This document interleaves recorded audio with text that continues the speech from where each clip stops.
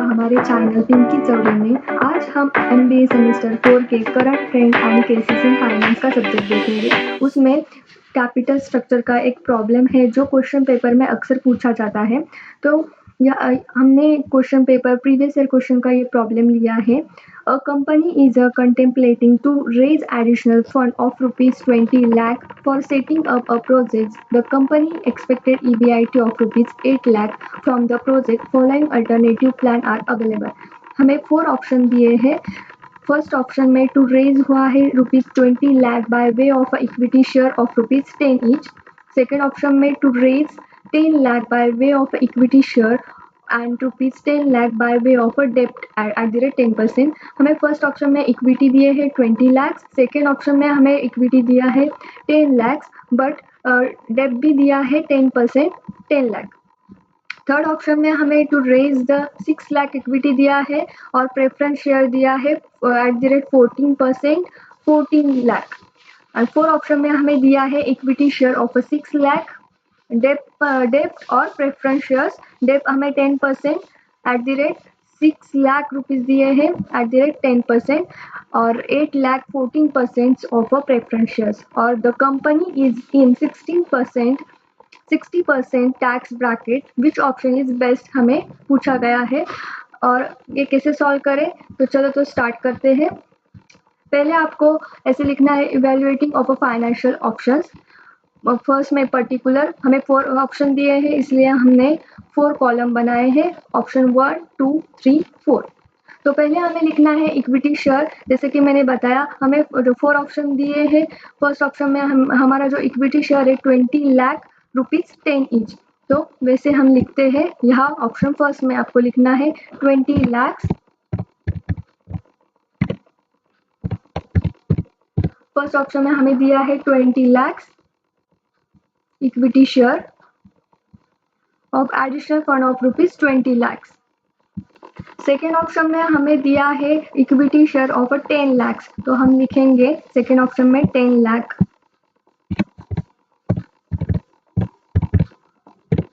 और third option में हमें दिया है 6 lakhs ऑफ इक्विटी, तो हम लिखेंगे 6 लाख। उसके बाद ऑप्शन 4 में हमें 6 लाख दिए हैं इक्विटी शेयर, सेम आपको लिखना है ऑप्शन 6 भी 4 में 6 लाख। तो हमारे इक्विटी शेयर तो हो गए। फिर उसके बाद आपको लिखना है 10% डिबेंचर। हमें फर्स्ट ऑप्शन में डिबेंचर नहीं दिया है तो हम नहीं लेंगे। सेकेंड ऑप्शन में हमें डिबेंचर 10% दिया है 10 लाख, तो हम सेकेंड ऑप्शन में लिखेंगे। फर्स्ट ऑप्शन में हमें कुछ नहीं दिया है तो हम डैश करते हैं। सेकेंड ऑप्शन में हमें दिया है 10 लाख। उसके बाद हम थर्ड ऑप्शन देखेंगे कि हमें डिबेंचर दिए हैं क्या नहीं। हमें थर्ड ऑप्शन में नहीं दिया है, थर्ड ऑप्शन में प्रेफरेंस शेयर दिए हैं तो हम यहाँ डैश कर देंगे। और फोर्थ ऑप्शन में हमें दिया है डिबेंचर 10% ऑफ 6 लाख, तो हम 6 लाख लिखेंगे। थर्ड ऑप्शन में डैश कर देंगे और यहाँ ऑप्शन 4 6 लाख। प्रेफरेंस शेयर यहाँ दिया नहीं है, 40% हमें प्रेफरेंस शेयर दिया था, ऑप्शन 1 में नहीं दिया है, ऑप्शन 2 में भी नहीं दिया है प्रेफरेंस शेयर्स, और थर्ड ऑप्शन में दिया है प्रेफरेंस शेयर्स ऑफ 14 लाख, तो हम 14 लाख लिखेंगे थर्ड ऑप्शन। और हमें ऑप्शन 4 में दिया है प्रेफरेंस शेयर्स 8 लाख। ऐसे ही आपको लिखना है। उसके बाद इसकी टोटल कर देनी है, टोटल कैपिटल। इसकी जो टोटल होगी वो सेम आनी चाहिए ऑप्शन फर्स्ट सेकेंड थर्ड और फोर्थ की। उसके बाद जो आपकी टोटल जो सही आएगी तो समझेगा आपको कि ये सही है, और आप नीचे का भी आपका जो आप करोगे वो सही होगा। तो टोटल कर दे है ऑप्शन 1 की 20 लाख, इसकी भी ऑप्शन 2 की भी total I 20 lakh, option 3 20 lakh और ऑप्शन 4 20 लाख। तो हमारा टोटल कैपिटल हो गया। तो उसके बाद हमें EBIT दिया हुआ है क्वेश्चन में, वैसे ही हम लेंगे। यहाँ हमें EBIT दिया है, the company expected EBIT 8 lakh. उसके बाद हमें लिखना है EBIT EBIT हमें कितने दिया है 8 लाख, तो सभी ऑप्शन में 8 लाख आएंगे।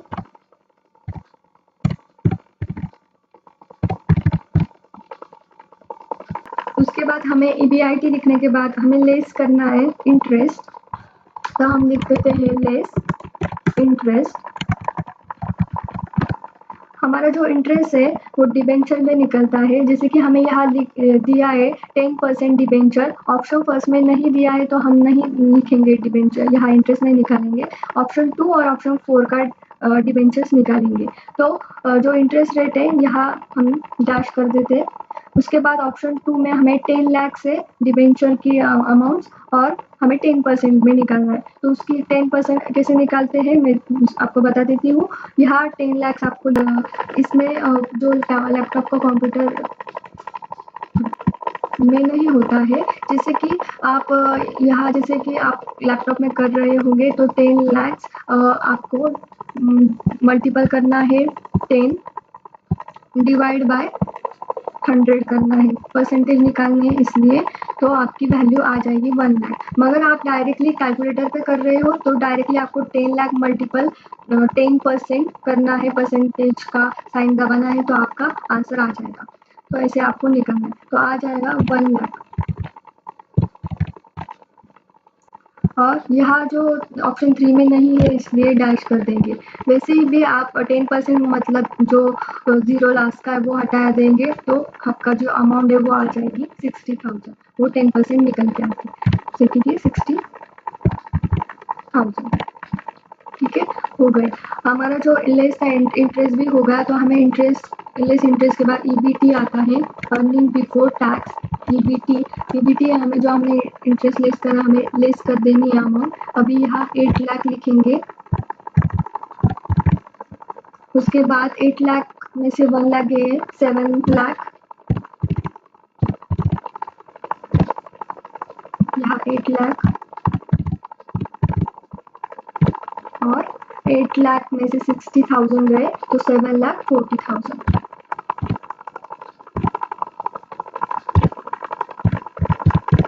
ओके, उसके बाद हमें लेस करना है टैक्स। हमें जो टैक्स दिया है यहाँ हम लिख देते हैं लेस टैक्स। हमें टैक्स दिया था @60% दिया था, तो हमारा जो टैक्स है आप यहाँ देख सकते होंगे कि हमारा जो टैक्स है हमें दिया है 60%। यहाँ नीचे the company is in 60% tax, तो हमें यहाँ टैक्स किस पे कैलकुलेट कर देना है। हमें जो हमारा EBT है 8 लाख में से हमें 60% कैलकुलेट करना है, जैसे हमने यहाँ करा था इंटरेस्ट का, वैसे हमें 8 लाख में से 60% करना है, तो उसकी वैल्यू आती है 4,80,000। आप खुद के कैलकुलेटर में कर सकते हो और इसकी प्रैक्टिस करना। इसके बाद 7 लाख का 60% निकाला तो 4,20,000 आता है। 8 लाख का 4,80,000। उसके बाद 7,40,000 का 60% 4,44,000। उसके बाद आता है अर्निंग आफ्टर टैक्स, और इसका जो हम लेस कर देंगे टैक्स, जो हमें EBT और लेस टैक्स कर देना है, हमें अर्निंग आफ्टर टैक्स निकल के आएगा। हम लेस कर देंगे 8 लाख माइनस 4,80,000, तो आता है 3,20,000। 7 लाख में से 4,20,000 गए तो आते हैं 2,80,000। उसके बाद 8 लाख माइनस 4,80,000, तो आते हैं 3,20,000। 7,40,000 माइनस 4,44,000, तो आते हैं 2,96,000। तो हमने लेस की अमाउंट, तो उसके बाद हमें लिखना है लेस प्रेफरेंस डिविडेंड। ये जो स्टेप है वो आप ध्यान में रखिएगा, फिर आपको आसानी होगी। Preference dividend.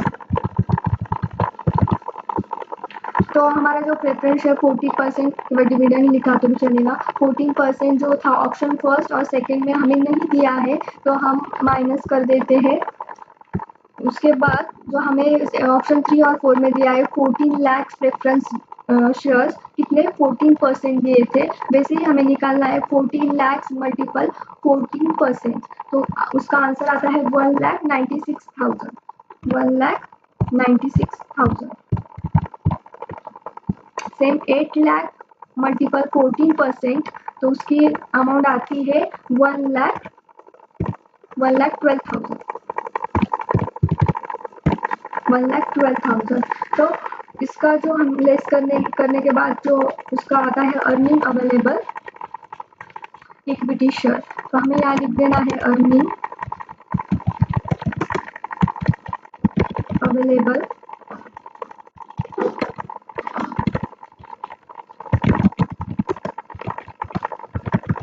Equity share. तो हम 3,20,000 लेस करना है डिविडेंड, प्रेफरेंस डिविडेंड नहीं दिया है तो डायरेक्टली 3,20,000। उसके बाद 2,80,000 लेस कर देना है, हमें नहीं दिया था प्रेफरेंस तो हमने नहीं दिया। 2,80,000। उसके बाद जो हमारा अर्निंग आफ्टर टैक्स है 3,20,000 लेस प्रेफरेंस डिविडेंड 1,96,000, उसमें लेस किया तो अमाउंट आई 1,24,000। उसके बाद 2,96,000 लेस 1,12,000, तो आंसर आया उसका 1,84,000। उसके बाद हमें लिख देना है, डिवाइड कर देना है number of equity shares, number of shares. जो हमारे इक्विटी शेयर्स है, यहाँ इक्विटी शेयर आपको दिखाई देगा। पहले मैं लिखती हूँ, मैं साइन देती हूँ, आप डिवाइड का साइन मिलेगा। नंबर ऑफ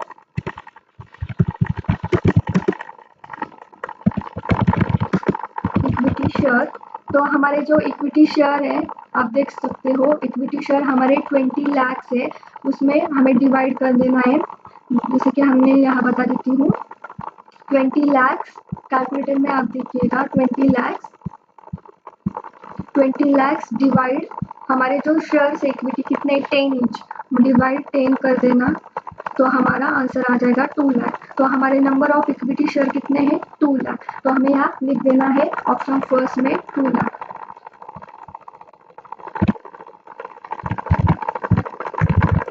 उसके बाद सेम ऑप्शन 2 का भी वैसे कर देना 10 लाख डिवाइड बाय 10 इंच, तो कितना आया आंसर 1 लाख। उसके बाद same 6 lakh divide by 10 inch 10, तो कितना आया आंसर 60,000। सेम ऑप्शन 4 का भी, तो 60,000। उसके बाद हमारा जो अर्निंग अवेलेबल इक्विटी शेयर था वो हमने लिख दिया और डिवाइड किया नंबर ऑफ इक्विटी शेयर, तो लास्ट में आता है ईपीएस। ईपीएस मतलब means earning per share. Earning per share कैसे निकालते हैं 3,20,000। हमें जो अर्निंग अवेलेबल ऑप्शन वो फर्स्ट में दिया है, अर्निंग अवेलेबल इक्विटी शेयर कितना है 3,20,000। 3,20,000 डिवाइड कर देना, नंबर ऑफ इक्विटी शेयर हमारे कितने 2 लाख, तो डिवाइड 2 लाख डिवाइड 2 लाख, तो आंसर आया 1.6। सेम वैसे ऑप्शन 2, 3 और 4 का भी वैसे ही निकाल देना, तो ऑप्शन फर्स्ट का आया 1.6। वैसे ही सारे ऑप्शन 2, 3 और 4 का निकाल दिया। वैसे ही मैंने निकाल दिया, तो ऑप्शन 4 जो है ज़्यादा आया, मीन्स सबसे हाईएस्ट आया। तो आप नीचे यहाँ कमेंट लिख सकते हैं as EPS is the highest in financial option 4, तो यहाँ आप लिख सकते हैं ऑप्शन 4। तो company should select option 4 is raising the additional fund, तो आप ऐसे लिख सकते हो। सबसे इम्पोर्टेंट जो मेथड है यहाँ फर्स्ट वाली, जो आप फर्स्ट वाली जो अच्छे से करेंगे तो नीचे वाली आपका आंसर सही आ जाएगा। तो आई होप आपको ये वीडियो पसंद आई होगी।